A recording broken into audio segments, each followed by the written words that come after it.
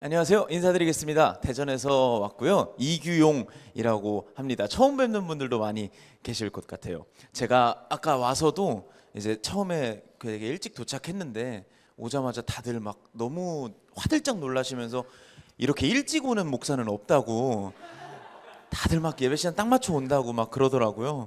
제가 생각해 보니 왜 그렇게 긴장했나? 신입 목사라서 그런 것 같습니다. 각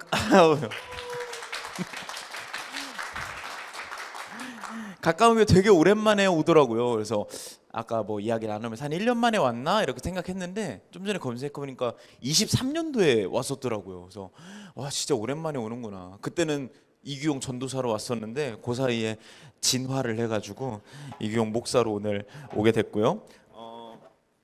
이제 뭐 오늘 오랜만에 뵙고 인사드렸는데 올해를 포함해서 이제 내년 이렇게는 앞으로는 조금 더 자주 뵙게 될 것 같아요. 그래서 잘 부탁드린다는 아부성 인사를 드리며 이번 한 달 동안은 저희가 광야 그 비어 있는 땅이라고 하는 제목으로 함께 이야기를 나눠보려고 합니다.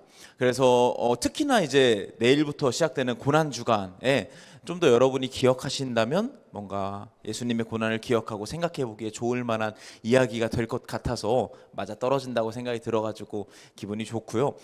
이번 한 달 동안 이렇게 이야기를 나눌 텐데 그 중에서도 오늘에 대한 이야기는 나의 광야라는 제목으로 함께 이야기를 나눠 보려고 합니다. 본격적으로 오늘 이야기를 시작하기에 앞서서 요 얘기를 한번 드리려고 하는데 얼마 전에 방송을 보다가 이제 본 재밌는 그런 이야기였는데 여러분 방송에 송은이 씨 아시죠? 그 송은이 씨의 지인의 이야기래요. 그래서 그 지인이 캠핑을 되게 좋아하는 거예요. 막 주말마다 캠핑 가서 뭐 막 불멍하고 고기 먹고 이게 너무 좋은 거예요. 그래서 하루는 내가 너무 좋아하는 이 캠핑을 내가 너무 좋아하는 우리 할머니랑 가고 싶은 거예요. 그래서 할머니 내 캠핑 좋아하잖아. 우리 같이 갈까? 그러니까 할머니가 그래 하고 같이 가신 거예요. 손주랑 할머니랑 같이 캠핑을 하는 거죠. 얼마나 낭만적이에요. 가서 텐트 치고 모닥불 피우고 고기 구워 먹고 감자, 고구마, 옥수수 이런 거 막 구워 먹으니까 너무 행복한 거죠. 그래서 손주가 얘기하는 겁니다. 할머니 나랑 캠핑 오니까 너무 좋지. 그러니까 할머니가 6.25 때 생각나고 너무 좋다 이랬다는 거예요. 그럴 수 있겠는 거예요. 이게 저희야 도시에 살고 뭐 일주일에 한두 번, 뭐 많으면 일주일에 한 번, 뭐 길으면 한 달에 한 번 이렇게 이게 시골에 가서 뭐 해먹는 거 너무 낭만인데 6.25를 겪으셨던 할머니 입장에서는 그렇게 받아들여질 수 있겠구나 싶은 거예요. 무언가를 하는 건 똑같아도요. 어떤 인식을 가지고 있느냐에 따라서 받아들이는 게 천지 차이더라고요. 그렇구나.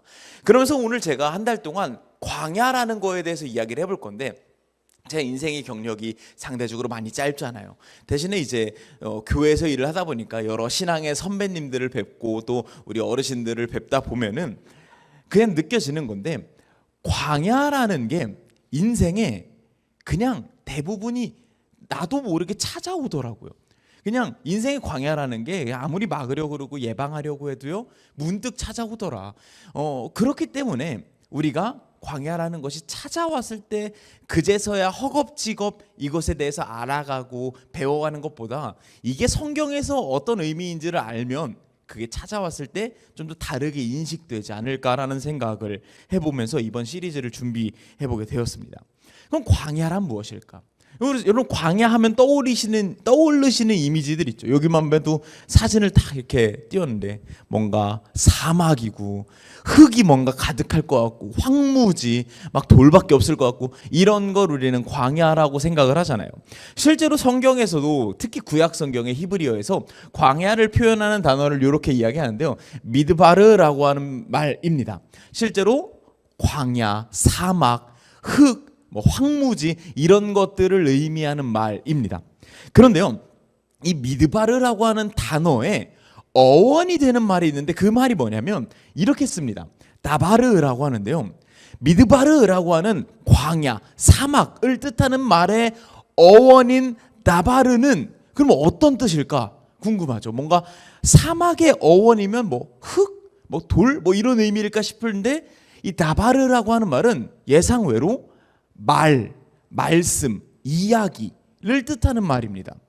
왜 말이 이야기가 말씀이라는 게 왜 광야, 사막, 흙, 황무지 이런 거에 어원이 될까 궁금하더라고요. 그래서 좀 머리를 써봤어요. 왜 이게 이렇게 어원이 됐을까 고민을 해보다가 스스로 깨닫게 된 게 제가 이제 어렸을 때부터 친한 친구들 막 중학교, 고등학교 동창들이 저한테 늘 붙여준 별명이 있어요. 이규용 너는 연못에 빠지면 주댕이만 둥둥 뜰 거다라고 얘기를 많이 해요. 제가 MBTI가 I거든요. I가 되게 높아요. 그래서 사람들 만나는 것도 즐겁고 재밌지만 집에 혼자 있는 게 너무 좋아요. 그래서 친구들이 막 모이자 우리 동창회 하자 그러면은 제가 막 좋지 모이자 하고서 안 나가요. 그러니까 이규용 쟤는 말만 있다. 연못에 빠지면 주댕이만 둥둥 뜰 거다 이렇게 이야기를 하는 거죠.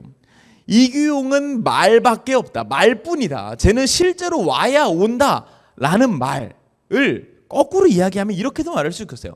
제가 말은 있는데 실체가 없다. 제가 말은 하는데 실속이 없다. 진짜가 없다라는 말이라고 같다고 할 수 있겠죠. 제 친구들은 저를 그렇게 보는 겁니다. 아, 그렇구나. 말만 있으면 그건 실체가 없는 거라고도 할 수 있겠구나라는 생각이 들더라고요. 그래서 어쩌면 다바르, 말이라는 말이 광야라는 말의 어원이 되는 거구나. 실제로 성경에서 아까 얘기 드렸던 미드바르, 광야, 사막을 뜻하는 말을 쓸 때도 그 단어를 쓰지만 말밖에 없는 것처럼 아무것도 없을 때, 뭔가가 없는 것 같을 때, 아무것도 없는 공간을 뜻할 때도 미드바르라는 말을 씁니다.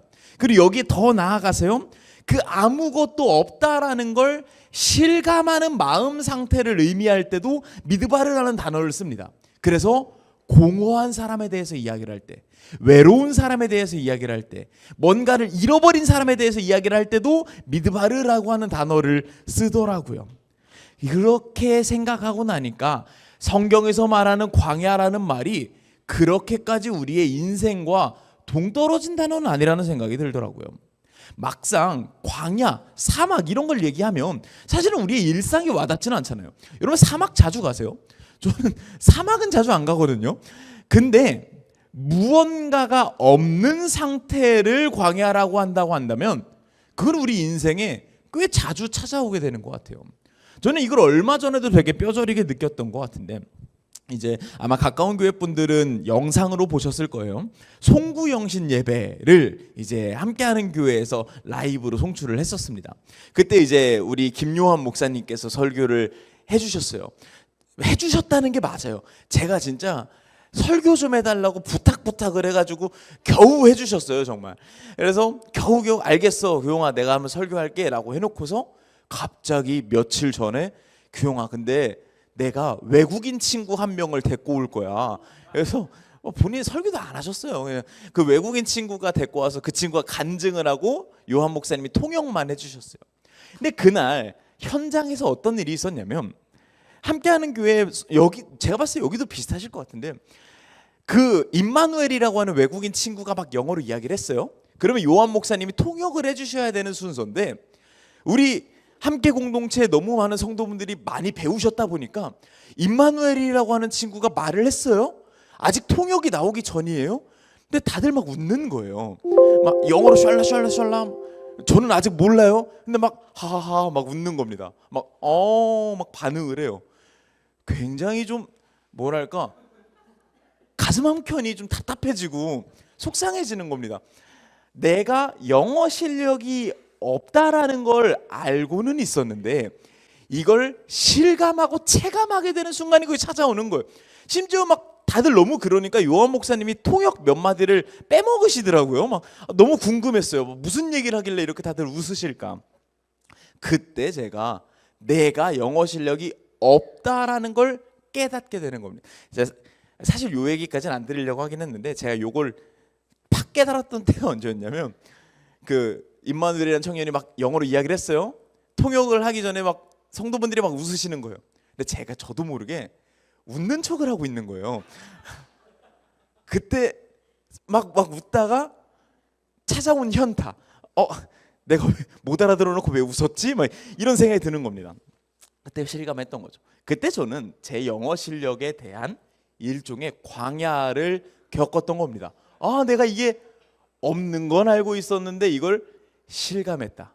근데 이게 제가 이런 우스갯소리로 이야기를 해서 그렇지, 여러분 인생에 찾아온 광야로 대입해서 이야기를 해보면 이거 마냥 웃을 수만은 없는 이야기가 됩니다.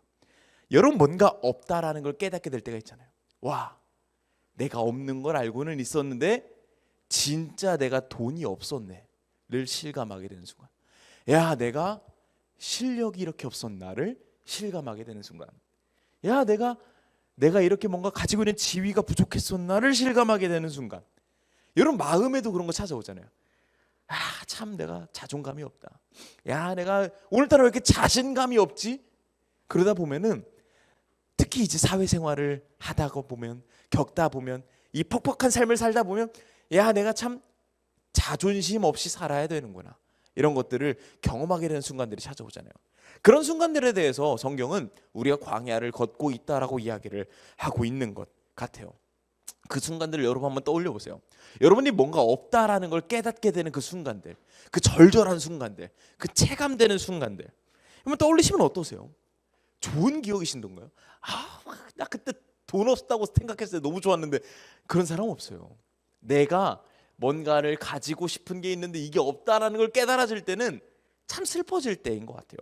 그때로 돌아가라 하면은 무슨 그런 끔찍한 소리예요 라고 말하고 싶어질 만큼 우리가 좋아하는 순간들이 아니란 말이죠. 그렇기 때문에 제가 이 짧은 인생 살아보면서 느끼게 된 건, 우리가 살면서 우리 삶의 에너지를 되게 많이 어디에다 쓰냐면, 내가 가지고 있었으면 싶은 그거, 내가 꼭 쥐고 있었으면 싶었던 그거를 놓지 않기 위해서 되게 애쓰며 사는 것 같아요. 이거를 꽉 쥐기 위한 악력을 갖는데 나의 삶의 에너지를 굉장히 많이 쓰더라고요. 이 쉼을 유지하기 위해서, 이걸 오늘의 이야기로 바꿔서 얘기하면 뭐라고 할 수 있을까요? 광야를 걷고 싶지 않아서 우리의 삶의 에너지를 되게 많이 쓰고 있다라고 말할 수도 있을 것 같아요. 그런데 아까도 이야기 드렸죠. 우리는 알고 있습니다. 내가 이 악력을 아무리 꽉 쥐고 있어도요, 내가 아무리 애를 쓰고 에너지를 써도요, 내가 쥐고 싶었던 이게 갑자기 사라져버리는 순간이 찾아옵니다. 여러분 그동안 그런 순간들 찾아왔었잖아요. 여러분이 놔줬던가요? 아니요, 난 쥐고 싶었는데 정신 차리니까 이게 놔지는 순간들이 오잖아요. 그래서 우리는 어찌됐든 간 광야가 내 인생에 찾아온다라는 걸 압니다. 우리는 모두 다 신앙생활을 하잖아요. 기독교인이라고 말할 수 있잖아요.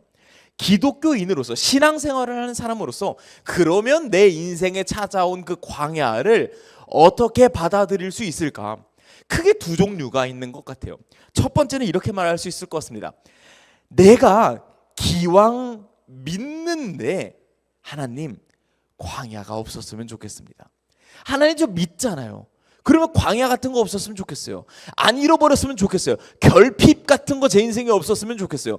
그러니까 하나님, 제 인생에 결핍 없게 해주세요. 복만 가득하게 해주세요. 대신에 저는 열심히 신앙생활 할게요. 열심히 종교생활 할게요 라고 말하는 신앙의 태도가 있을 것 같아요. 우리는 이것을 기복신앙이라고 부릅니다. 복을 기원하는 신앙. 하나님, 제 인생에 복만 있었으면 좋겠어요. 그러니까 내가 열심히 헌금할게요. 예배 안 빠질게요. 찬양 열심히 부를게요. 그러니까 하나님도 약속 지켜주세요 라고 하는 신앙의 형태가 하나 있을 것 같아요.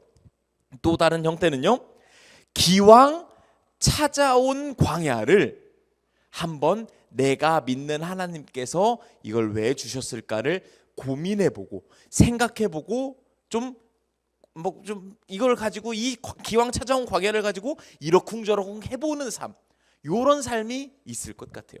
그리고 제가 겪어온 함께 공동체가 바라는 신앙의 형태는 어쩌면 두 번째인 것 같습니다.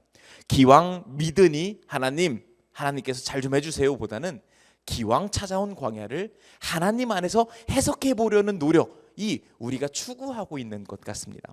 그럼 우리는 어떻게 해야 이 후자의 신앙의 형태를 선택하고 살아갈 수 있을까?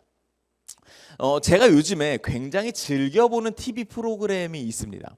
그게 뭐냐면 요건데요, 나는 솔로입니다. 여러분 혹시 나는 솔로 보시는 분 계세요 여기? 아, 배우신 분들입니다. 제가 생각할 때는 인생이 담겨 있어요 여기에. 오늘 여러분 만약에 설교가 기억이 안 나더라도요 집에 갔을 때 나는 솔로 한번 볼까? 요것만 떠올리셔도요 오늘 절반은 성공한 예배입니다. 나는 솔로가 굉장히 재밌는 프로그램인데 어떤 프로그램이냐면 심플해요.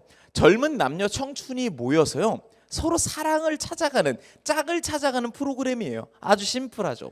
근데 왜 이 나는 솔로가 재밌냐면 진짜 리얼 일반인들만 모아서 이렇게 사랑하라고 모아놓는 거예요.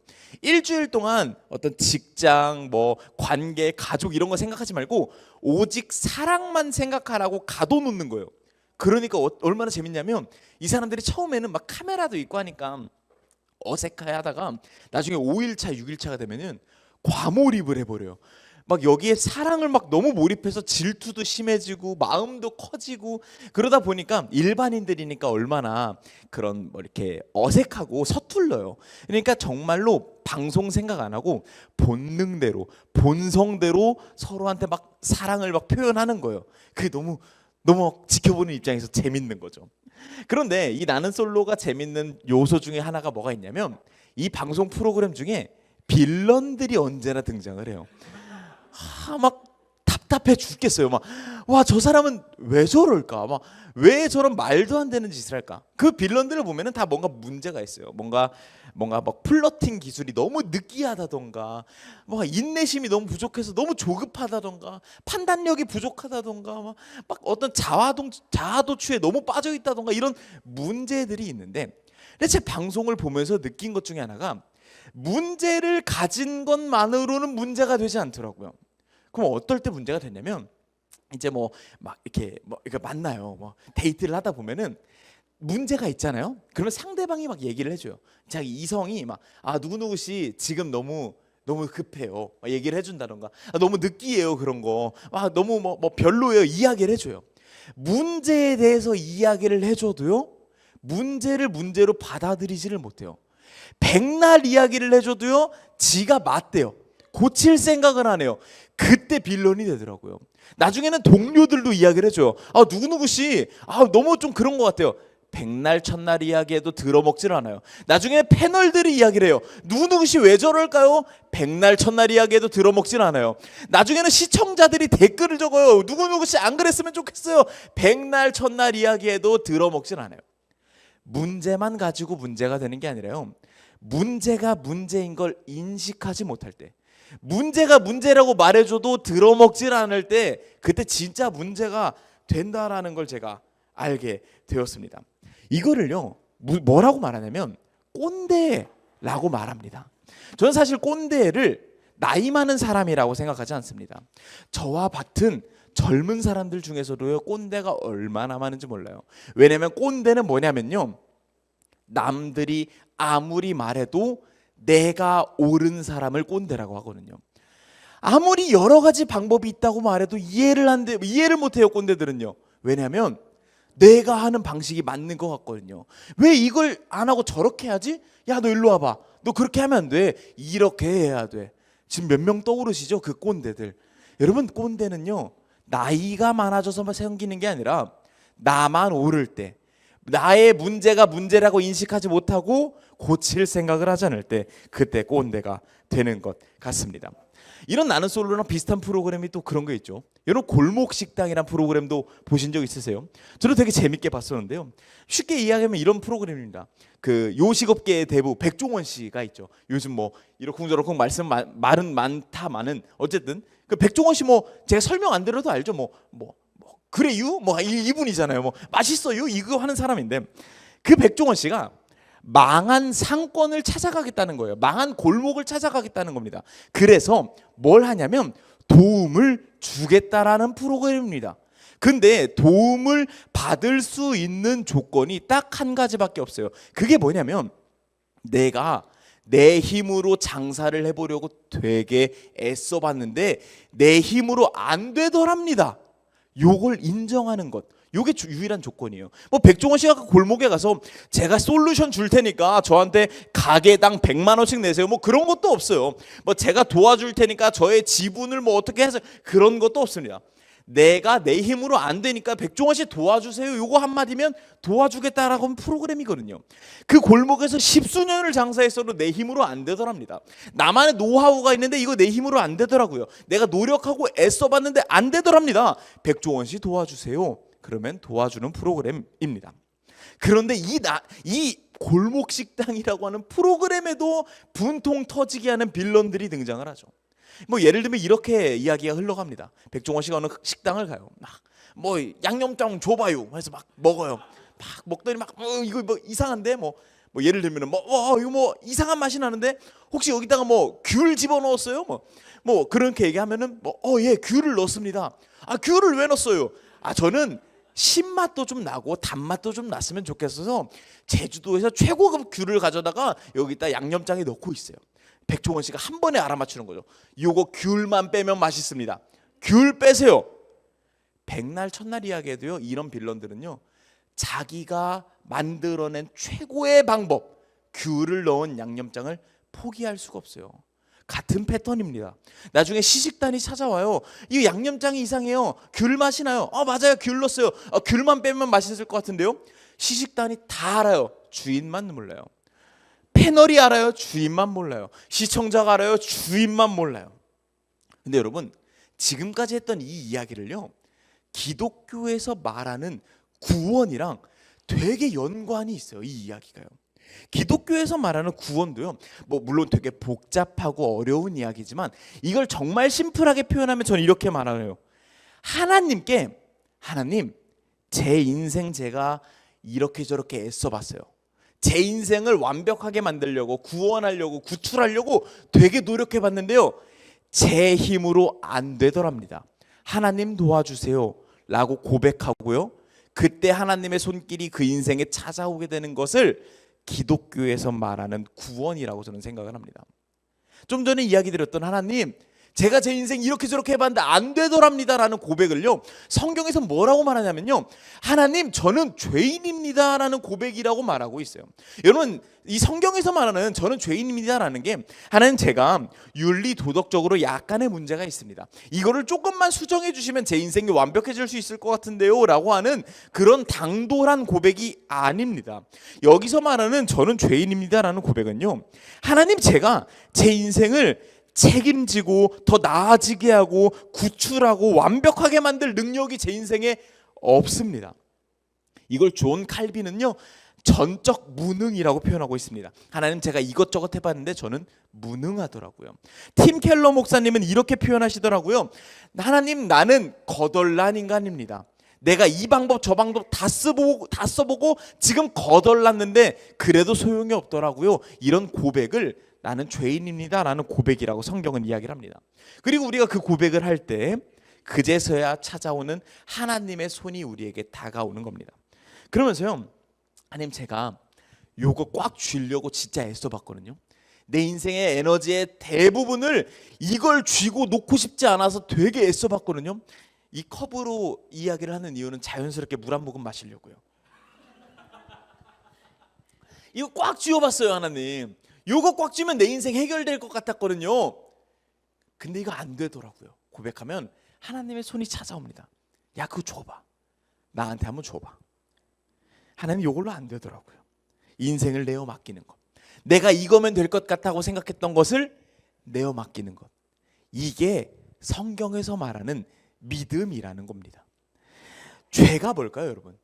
죄 뭐 다양하게 표현할 수 있겠죠. 좀 전에 백종원 씨로 설명하자면 뭐 맛없으면 죄죠. 일단은 식당은 맛없으면, 여러분 혹시 요식업 하시는 분 계세요? 죄송합니다. 맛없으면 죄입니다, 여러분. 근데요, 그 음식을 맛없게 만들었던 그 귤이 죄일까요? 아니면 수많은 사람이 이야기해도 귤을 포기 못하고 있었던 주인장의 고집과 아집이 죄일까요? 내 인생에 뭐가 죄일까요? 내 인생에 내가 꽉 쥐려고 했고 얘가 이것만 쥐고 있으면 내 인생 구원해 줄 수 있을 것 같았던 그 수많은 요소들, 그게 죄일까요? 아니면 이거 놔보라고 백날 첫날 이야기해도 아니요 하나님 이거 못 놔요라고 아집 부리고 아둥바둥 부렸던 그게 죄일까요? 나는 솔로에서 그 느끼한 플러팅이 죄일까요? 아니면 백날 첫날 이야기해도 못 들어먹는 그 다친 귀가 죄일까요? 반면에 하나님이 야 그거 줘봐, 내가 너의 인생 컨트롤할게, 도와줄게 할 때 기꺼이 내어주는 것. 하나님 요걸로 내 인생 끌고 가보려고 했는데 잘 안 되더라고요, 도와주세요, 책임져 주세요라고 내어놓는 그 행위를 성경은 회개라고 말한다고 생각을 합니다. 요게 일련의 신앙의 과정이라고 말했을 때 백종원 씨가 누굴 구해주고 싶었는데 아집 뿌리다가 결국은 양념장을 내놓아서 구원받았던 그것. 나는 솔로에서 수많은 플러팅을 실패했지만 조언을 결국 받아들이고 도움을 구하고 자신의 것을 내려놓고 구원받게 되는 그것. 내 인생에서 내가 이거면 되겠지라고 생각했는데 이걸로 안 되더구나 깨닫고 하나님께 내어드리고 도움받는 것. 이 일련의 과정을 구원이라고 했을 때 저는 이것을 순탄하게 해내느냐 못해내느냐의 어떤 극명한 차이 중에 하나가 광야를 겪어봤냐 못 겪어봤냐에 따라서 어떤 그것이 결정된다고 생각을 합니다. 그리고 저는 이것을 보여주는 아주 대표적인 인물로 출애굽기에 나오는 바로 왕과 모세라는 인물을 생각해 보게 되었습니다. 본문을 먼저 한번 같이 읽어볼까 합니다. 출애굽기 9장 35절인데요. 같이 한번 읽겠습니다. 시작.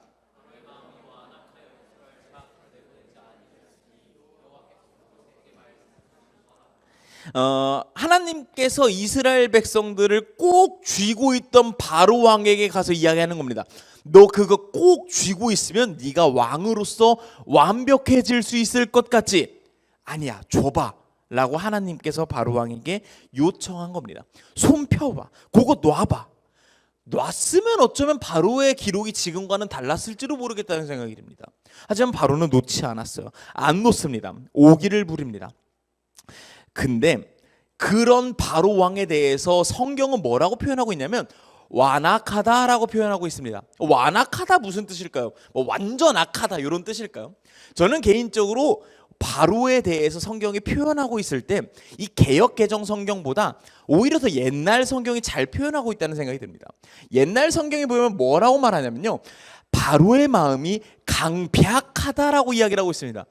저는 어렸을 때 100% 오타라고 생각을 했어요. 팍이라는 글자가 어디 있습니까, 여러분? 근데 강팍이 맞더라고요. 이해할 수 없습니다. 강팍하다 무슨 뜻일까요? 강자는요 굳셀 강자입니다. 팍자는요 어긋날 팍자입니다. 괴팍하다라고 말할 때 쓰는 그 팍자예요. 괴팍하다고 말할 때는 팍을 쓰고요, 강팍하다고 말할 때는 팍을 쓴대요. 세종대왕님께 여쭤보고 싶어요. 도대체 왜 이렇게 지으셨는가? 강팍하다, 굳세다, 어긋나다. 굳센데 어긋나다 무슨 뜻일까? 바로는요 어긋난 걸 굳세게 붙잡고 있던 사람이었어요. 바로가 어긋났습니다. 하나님이 놓으라 그래도 놓을 줄을 몰랐어요. 이걸 붙잡고 놓을 줄을 몰랐어요. 근데 이걸 그냥 대충 어긋난 게 아니에요. 나 이거 좀 어긋난 것 같은데 긴가민가 하네. 어떤 그런 어색한 마음, 부족한 마음으로 어긋난 게 아니라요, 어긋난 걸 강하게 붙잡았던 사람에 대해서 강팍하다라고 말하고 있는 겁니다. 지금 바로 왕은 그런 사람이었어요. 본인이 어긋난 걸 그냥 긴가민가가 아니라 아주 그냥 강하게 붙잡고 있었던 사람이 바로 왕이었던 겁니다. 여러분, 바로 왕이라는 사람이요 대단한 사람이에요. 여러분이 그 허투루 볼 사람이 아닙니다. 그 하나님께서 이스라엘 백성 놓으라고요 재앙을 내리십니다. 한 첫 번째, 두 번째, 제가 바로 왕이었으면 한 세 번째 재앙 때쯤에 아이고 하나님 두 손 두 발 놓고요 데려가세요 했을 것 같아요. 바로는 포기하지 않습니다. 첫 번째, 두 번째, 세 번째, 10번째 재앙까지 받아들이고 나서 그제서야 겨우 놓습니다. 놓고 나서도 포기가 안 돼서 뒤쫓아갔던 인물이 바로 왕이었던 겁니다. 바로 왕은 그렇게까지 어긋난 걸 굳세게 잡았던 사람입니다. 강팍했던 사람이었던 겁니다. 바로는요 놓을 줄을 몰랐어요. 왜요? 바로는 그 인생에 광야가 없었거든요. 왕자로 태어나서 그냥 평생을 적자로 자라가지고 아무도 자기의 말에 거스르지 않고 왕으로 컸어요. 탄탄대로만 했습니다. 쓸데없는 걸 굳세게 붙잡는데 아무도 뭐라 한 적이 없어요. 그러니까 하나님이고 하나님 할아버지가 와서 뭐라고 해도요 상관없다라는 거예요. 그냥 내가 이거 붙잡고 놓지 않겠다라는 겁니다. 우리도 마찬가지잖아요. 우리도 쓸데없는 거 굳세게 붙잡고 있을 때 있잖아요. 그게 죄라는 겁니다. 그 귤이 아무리 맛없는 맛을 내도요 그걸 놓지 않겠다는 거예요. 고집이 죄입니다. 그 이상하고 느끼한 플러팅이 아무리 문제여도요 놓지 않겠다는 겁니다. 고집이 죄가 되는 겁니다. 강팍이 죄가 되는 거였습니다. 제가 옛날에 지금 이렇게 그 성인 설교하기 전에 옛날에는 작은 마을 그 아이들을 가르치는 사역을 했었는데요. 그때 아이들이랑 막 그런 걸 많이 했었어요. 클레이, 진흙 가지고 자주 놀았었어요. 그럼 다 놀고 나서 너네 클레이 가지고 다 놀았으면 뚜껑 잘 닫고 가야 돼 라고 무조건 이야기를 합니다. 그럼 우리 아이들은요 무조건 열고 가요.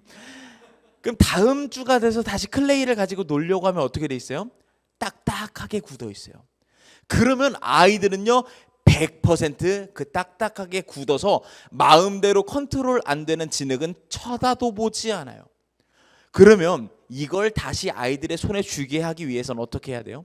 이걸요 딱딱하게 굳어버린 그 클레이를요 깨트리고요 뜨거운 물을 붓고요 다시 쪼물쪼물해서 말랑말랑 부드럽게 만들어야 그제서야 아이들의 손에 쥐어지게 됩니다. 저는 이게 바로 광야의 과정이라는 생각을 해봅니다. 내가 딱딱하게 굳었던 그 바로왕과 같았던 삶의 모습을 깨트리고 부스리고 조물조물 다시 부드럽게 만드는 그 과정인 거죠. 근데 바로는 광야를 못 겪어서 이렇게 10가지 재앙을 다 그냥 무시할 정도로 강팍해져 버렸는데 반대로 우리의 모세는 어떤 삶을 살았을까요?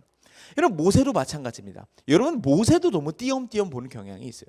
여러분 모세 막 생각해 보세요. 막 그 이집트 왕자 막 잘생기게 나와가지고 뭐 얼마나 애틋해요. 막 노래 또 뭐죠 그거?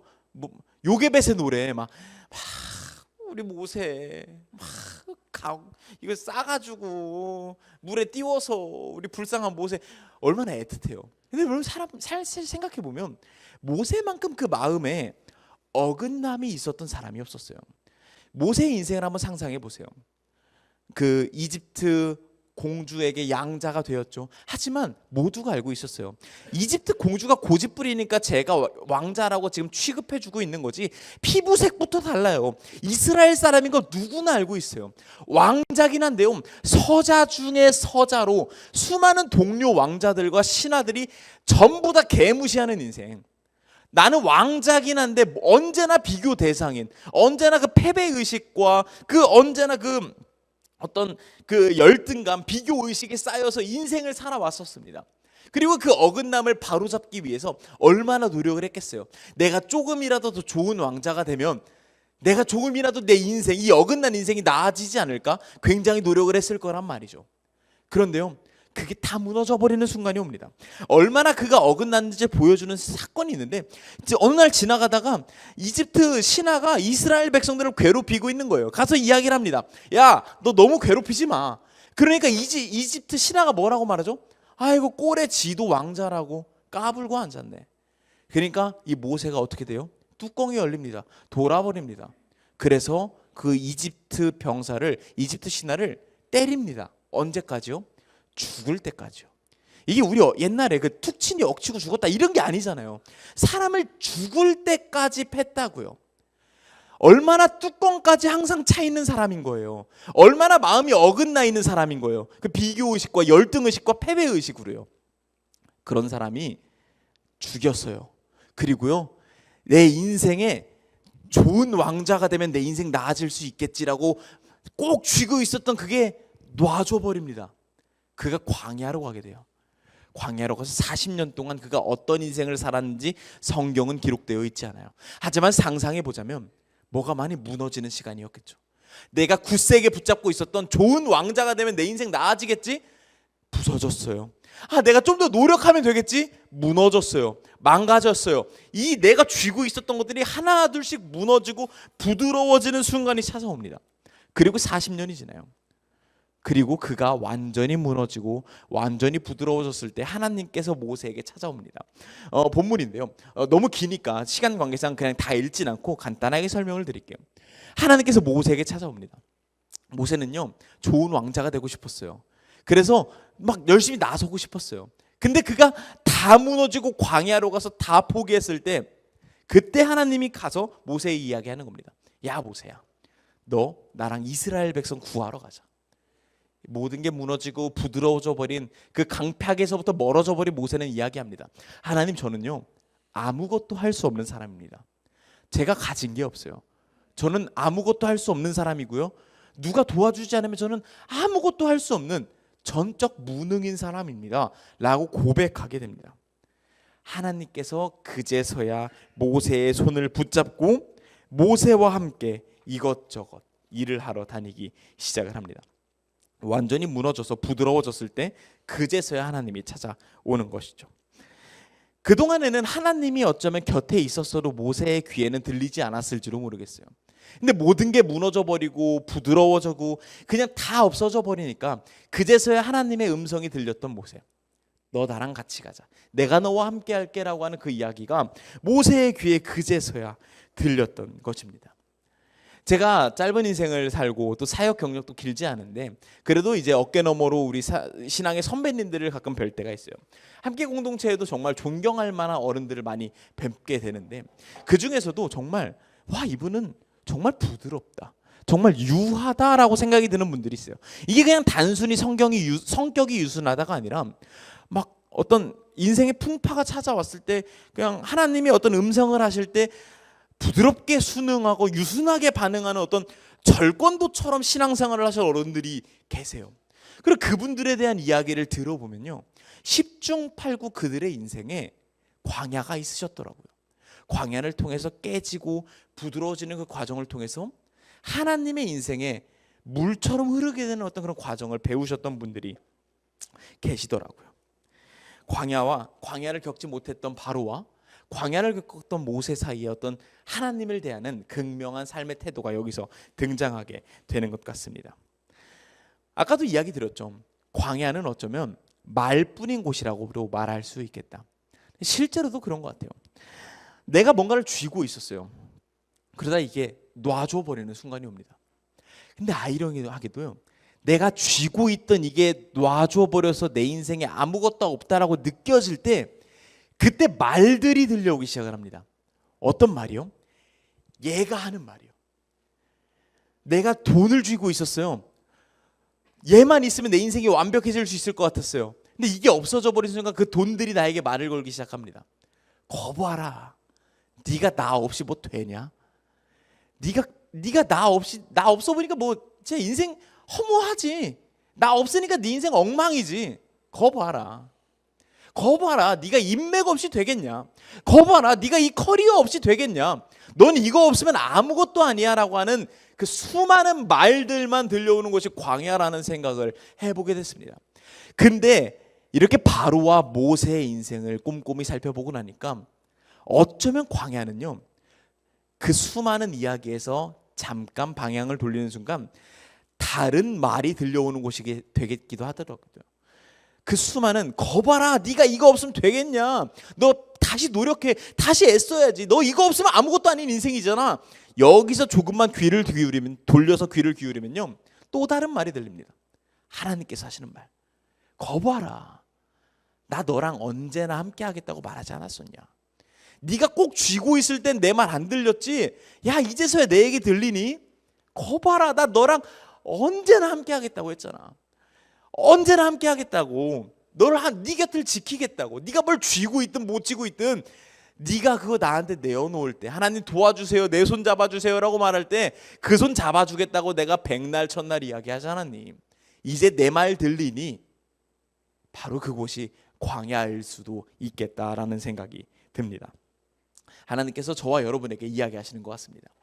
지금 광야를 걷고 계시든 걸었던 적이 있으셨던, 아니면 언젠가 걷게 되겠든, 하나님께서는 저와 여러분에게 이야기하시는 것 같습니다. 거봐라, 네가 쥐고 있고 너의 인생을 완벽하게 만들어줄 수 있을 것 같았던 그게 너를 구원하는 것이 아니라 언제나 곁을 지키겠다고 약속했던 내가 너를 구원할 거야 라고 이야기하시는 분이 바로 하나님이라는 생각이 듭니다. 그리고 하나님께서 그 약속을 지키기 위해서 2000년 전 우리에게 오셨고 우리의 죄를 짊어지고 돌아가셨고 부활하셔서 지금도 저와 여러분과 함께하고 계신 것 같습니다.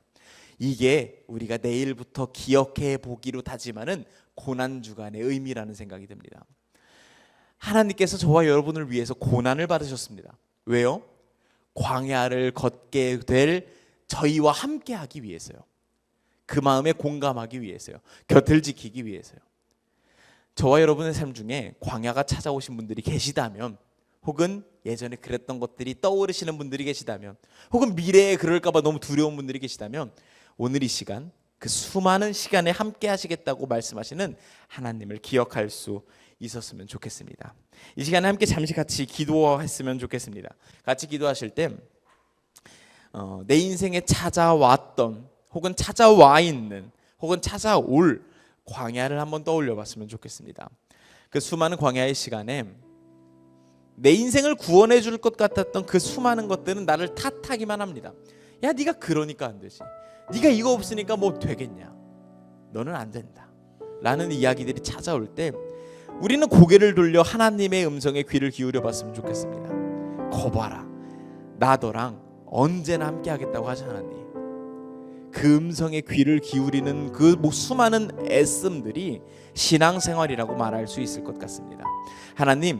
하나님의 음성에 귀 기울일 수 있는 그런 우리가 되게 해주세요. 그런 가까운 교회가 되게 해주세요. 나와 이미 가까이 계시는 하나님을 가깝게 느끼는 가까운 교회가 되었으면 좋겠습니다. 그렇게 함께 같이 기도하겠습니다.